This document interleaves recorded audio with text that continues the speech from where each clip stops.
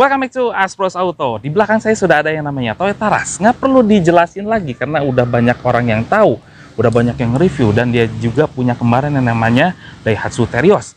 Di Malaysia sana dia punya nama Pear 2 Nautica, atau di luaran sana lagi di global itu Daihatsu Bego. Dibacanya Bigo ya, jangan bego-bego amat gitu ya. Ya Daihatsu Bigo.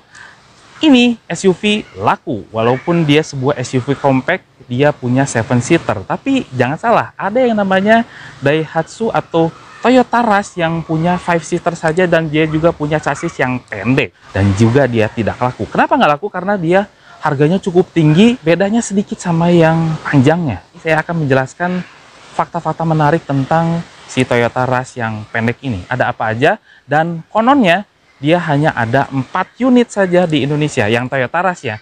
Yang Daihatsu-nya agak banyak, kalau Toyota Rush ini hanya 4 saja, dan dia merupakan JDM. Jadi dia JDM banget. Yuk kita cari tahu apa saja yang menarik dari Toyota Rush 5-seater.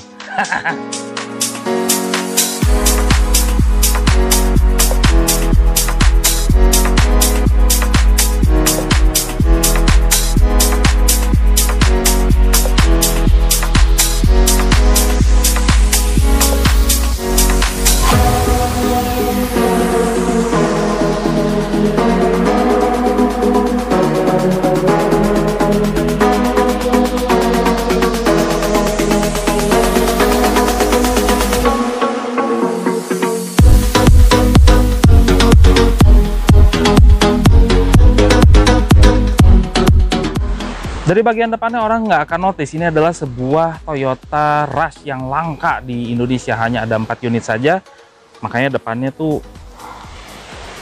ya udahlah, itu sebuah Toyota Rush. Udah nggak ada yang beda, dari bumper bawahnya sama, grillnya sama, kap mesinnya sama, ada spion tanduknya juga. Kalau Rush di Indonesia juga ada yang enggak. Ini ada, sama lah. Apa yang diceritain ya? Samping yuk. Sekarang kita lihat dari bagian sampingnya. Ada yang notice nggak kalau di sebelah sini kacanya lebih pendek daripada yang versi longnya, dan juga dia berbeda 30 cm dari yang versi longnya, dan juga dia hanya 5-seater saja. Tadi udah disebutin dari awal. Dan kalau dilihat dari sebelah sini, belakangnya doang ini kayak Ford EcoSport. Pendapat aja sih. Dan di bagian depannya sebelah sini, ini biasanya kalau yang versi long di Indonesia itu ada yang namanya tambahan daging lagi. Jadi dia lebih mencuat ke sebelah sini, ditempelin ke sebelah sini, tapi ini nggak ada. Dan bahkan kalau dari depan menyamping, kalau kita lihat kayak gini, ini mirip sebuah RAV4.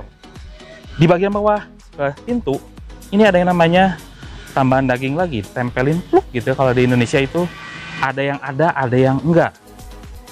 Velgnya juga dia mirip RAV4, tapi sebetulnya dia nggak mirip-mirip amat, tapi menyerupai. Karena sebuah Toyota Rush yang pendek itu pengen apa ya, memirip-miripkan sebuah RAV4 versi yang budget banget, tapi tetap aja dia masih mahal untuk sebuah SUV yang 5-seater. Dan di atas ini ada yang namanya roof rail. Sekarang kita ke bagian belakang. Sepertinya untuk di bagian belakang kita hampir skip saja karena tidak ada yang berbeda dengan Rush yang ada di Indonesia, kecuali ini aja sih. Dan ini juga nggak ada emblemnya atau apa gitu, cuma polosan aja. Kalau di Indonesia kan agak rencem, ada Toyotanya gitu, bangga gitu ya, ditulis-tulisin. Kalau ini cukup polosan saja, dan pintunya membuka ke samping juga sama. Kita lihat mesin yuk. Oke, dari mesinnya juga dia hampir sama dengan yang di Indonesia, 3SZVE 1500 cc yang sejaman dengannya. Dipakai Avanza juga, dipakai Grand Max, dipakai oleh Rush juga. Tapi ternyata ada sedikit yang tricky di sini. Kayak konfigurasi beltnya itu agak-agak berbeda dengan yang Rush yang di sini. Tapi dia lebih mirip kepada Grand Max, makanya ada sebuah mixing di sebelah sini. Nah, terus juga kalau dilihat lebih teliti, ini ada yang berbeda, seperti bentuk fuse box-nya. Fuse box-nya yang di Indonesia itu minggir ke sebelah sini. Terus juga untuk reservoir radiatornya ini di sebelah sini, sedangkan yang Rush di Indonesia itu malah disimpan ke sebelah sini.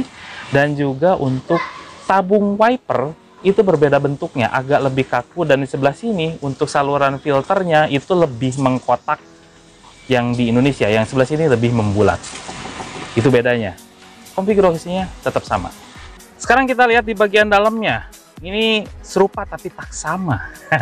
Saya jelasin satu-satu. Dari bagian bawah, center console-nya juga berbeda. Biasanya ada handbrake di sebelah sini, ada yang namanya transmisi di sebelah sini. Tapi ini berbeda. Di bagian tengahnya dia dikasih box yang agak tertutup di sebelah sini, bisa digeser-geser, bisa nyimpan handphone di bagian tengah. Ada cup holder, bukan bottle holder, tapi ini cup holder. Dan juga bedanya, ini ada floating di sebelah sini untuk versi yang Matic-nya. Sedangkan yang Matic di Indonesia itu di center console di bagian bawah sebelah sini ditaruh. Ini di bagian center console atas sampai sini menyatu untuk nyimpen si transmisi Matic-nya di sebelah sini. Dan juga bedanya, transmisi Matic yang di Indonesia itu kan jet type ya tipenya. Kalau ini masih yang biasa, pakai tombol untuk mundurin atau majuin. Dan ternyata di bagian tengahnya juga berbeda. Nah, di center cluster AC, cluster AC itu di bagian sini biasanya kalau Terios atau Rush itu hanya ada 2 tombol. Kalau ini lengkap banget, dan di bagian tengahnya itu ada yang namanya digital AC. Yeay, ini sudah digital AC-nya, masih model puter-puter, tapi ini lebih banyak modenya. Semburannya juga banyak untuk rear defogger, front defogger. Terus juga ada sirkulasi dari luar ke dalam, dan juga bentuk kisi AC-nya juga dia terpisah. Yang biasanya kalau Terios atau Rush itu di bagian tengahnya untuk nyimpen kartu, ini nggak ada. Dan juga ini menyatu kisi AC-nya. Hazardnya di bagian tengah, tapi head unitnya hampir serupa. Dan di bagian atasnya ini dikasih yang namanya safety belt untuk kanan dan kiri. Jadi kalau di Indonesia itu nggak ada dual airbag tetap sama. Dan juga di bagian dalamnya ini karena sirkulasi udaranya atau arah semburan AC-nya lengkap, makanya ada lubang di sebelah sini, bulat. Kalau yang versi Indonesia itu nggak ada, ini lengkap banget. Di bagian speedometernya juga serupa tapi tak sama, karena bentuk speedometernya sama. Kalau dari luar, 3 cluster yang dipisah-pisah, RPM-nya sebelah kiri, terus juga sebelah kanannya instrumen cluster, dan di tengahnya itu speedometer beserta odometer. Tapi yang berbeda di sini lebih lengkap, dan warnanya juga beda.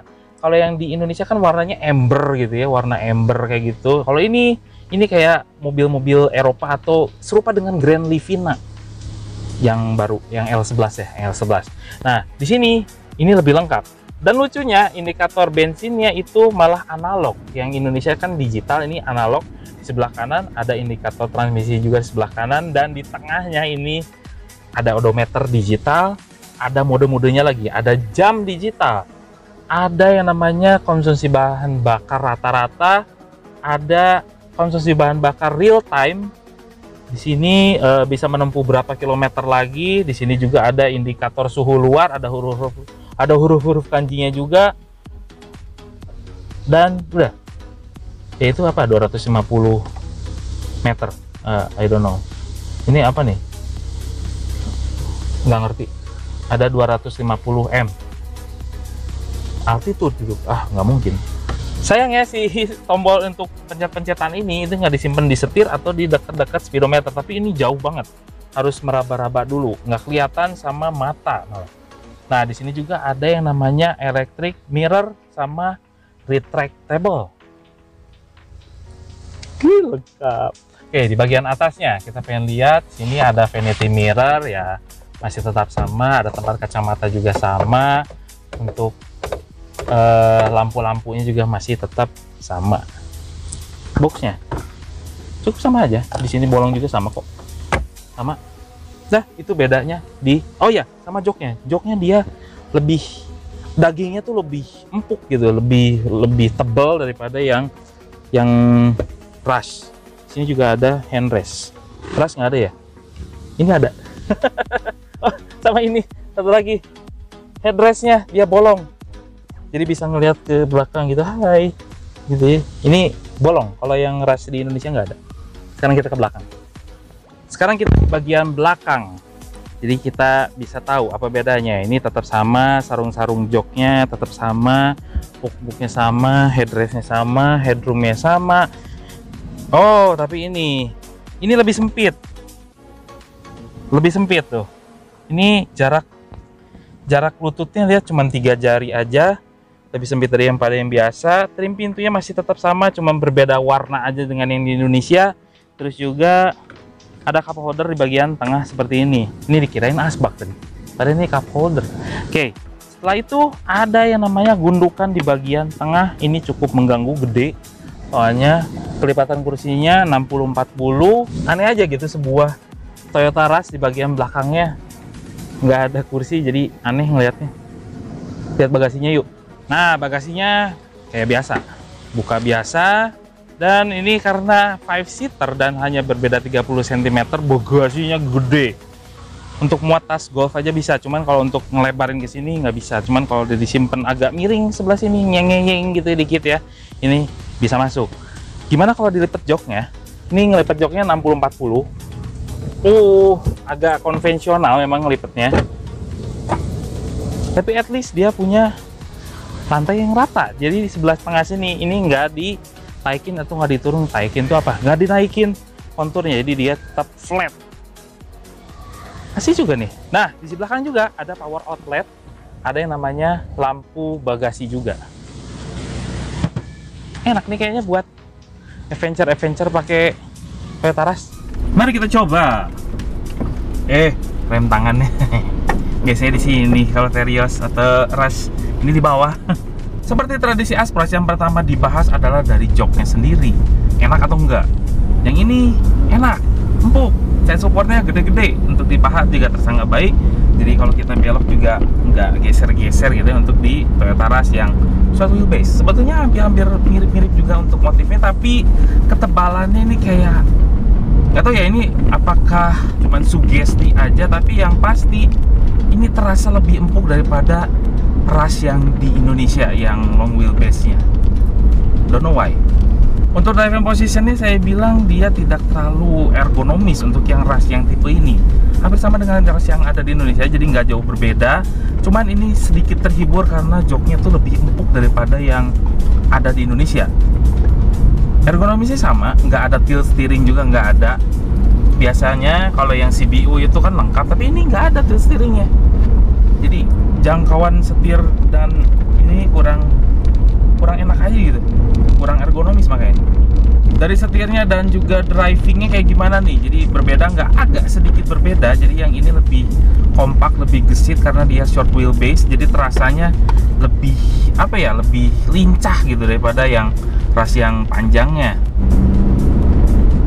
Respon setirnya juga sedikit lebih cepat daripada yang long, karena ini short ya, itu udah pasti wajar.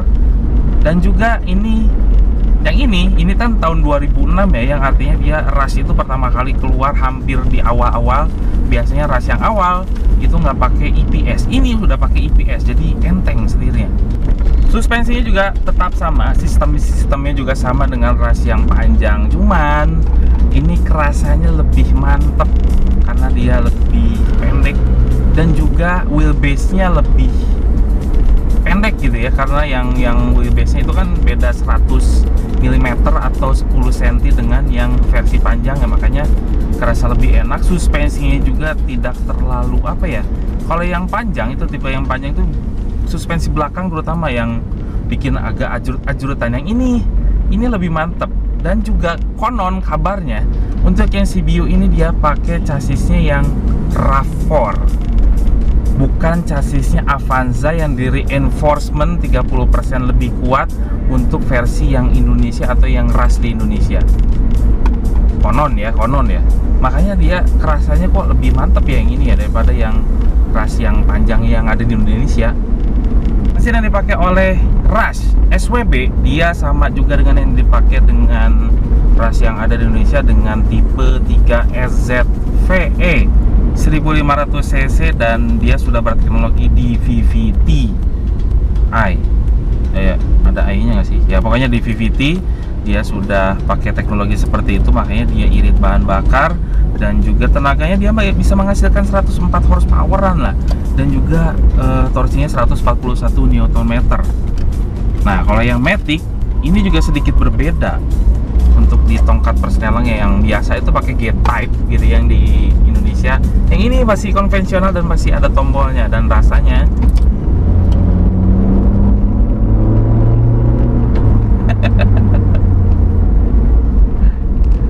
sama aja, tapi sedikit lebih responsif karena dia kan short ya.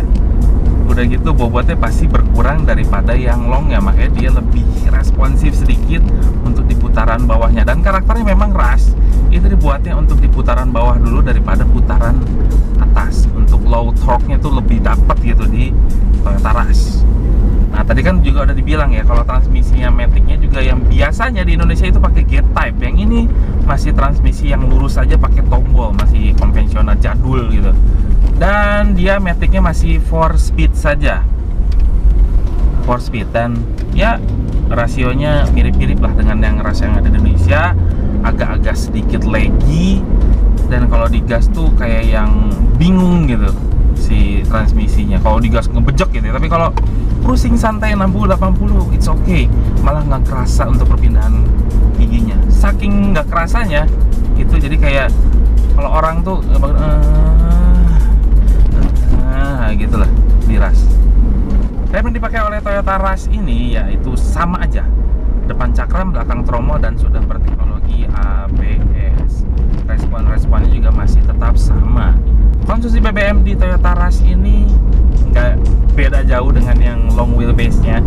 Dia pakai Pertalite juga oke, pakai Pertamax oke, makanya nggak banyak yang komplain kalau pakai Toyota Rush karena bisa diminumin segala macam ya, kecuali kalau premium itu mah tinggal ketegaan hati oleh pemiliknya. Seperti bisa ya untuk di Toyota Rush, tapi ya kasihlah Pertalite aja udah cukup. Dan di Rush itu bisa menghasilkan 19-110 untuk rute dalam kota, tapi kalau di luar kota bisa lebih dari itu. Ini belum dites sih keluar kota. Dalam kota sih gitu, ini irit untuk tipe Matic gitu ya. Kekerapan kabin, dan ini cukup appreciate lah untuk Toyota Rush yang zaman dulu gitu ya. Cuman ada suara noise road aja gitu, dari road noise, yaitu ban yang gesekan dengan aspal itu agak sedikit masuk. Mesinnya oke, traffic noise-nya oke, tapi dia malah terganggu dengan suara kabinnya sendiri yang kan karena materialnya kurang bagus ya di Rush ya. Sama aja dengan tipe yang CBU-nya juga, dia banyak plastik yang nah ini malah tuh, malah berisik dari kabinnya sendiri, bukan dari luar.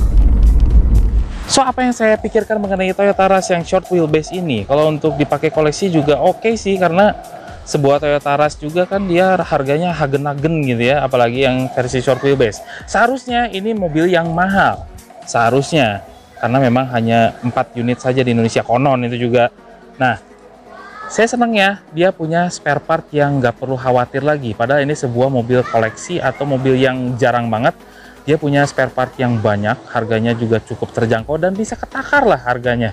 Namun sayangnya dia kurang sesuai dengan minat di Indonesia yang pengen banyak. Ada anak, cucu, kakek, nenek, tante, om masuk semua ke dalam mobil. Kalau ini enggak, ini sebuah 5-seater saja, makanya dia kurang mana gitu ya kalau di Indonesia. Tapi kalau untuk sebuah koleksi oke, sebuah koleksi oke.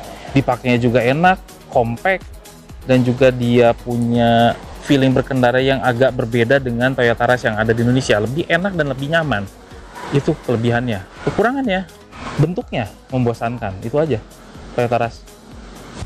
Kecuali kalau kita lihat dari bagian samping belakang, itu baru kelihatan dia sebuah mobil langkada aja. Itu punya kelebihan di situ aja.